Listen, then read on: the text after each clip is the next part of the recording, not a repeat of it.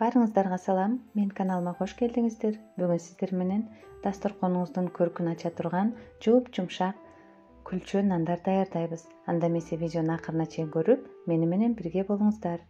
Идишибизге 200 мг жылуу сүт, 200 мг жылуу суу, 1 чай кашык туз, 2 аш кашык кум шекер жана 1 аш кашык ачыткыбызды салып, баарын жакшылап аралаштырып алабыз.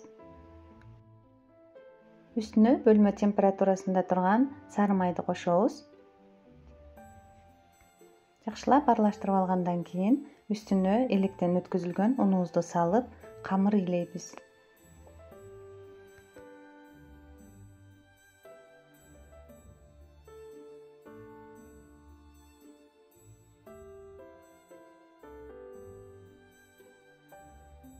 Камырыбызды ыйлап алгандан кийин идишибизге салып, үстүн бир аз майлап алабыз. Камырдын үстүн жаап, 1,5-2 саатка жылуу жерге коюп коебуз. Биздин камырыбыз көтөрүлүп калды. Эми алып, аны видеодогудай майда бөлүктөргө бөлүп алабыз.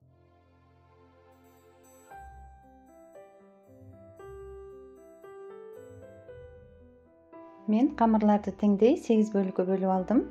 Баарын тоголоктоп даярдап алгандан кийин үстүн пакет менен жаап, дагы 20 мүнөткө тыныткыча коюп коебуз. Камырдын бетине жаагууга 1 жумуртканын сарысы менен 1 аз сүт кошуп, аралаштырып даярдап алабыз. Тыныккан камырларыбызды формабызга салып, ортосун басып отуруп, нандын формасын чыгарып алабыз. Нандын ортосу көтөрүлүп кетпеш үчүн ушундай чекич менен же вилка менен чегип алып, үстүнө жумурткалуу массабызды жагабыз. Үстүнө өз каалоолоруңуз боюнча күнжүт сепсеңиздер болот. Мен ортосуна кара, чекесине ак күнжүт септим.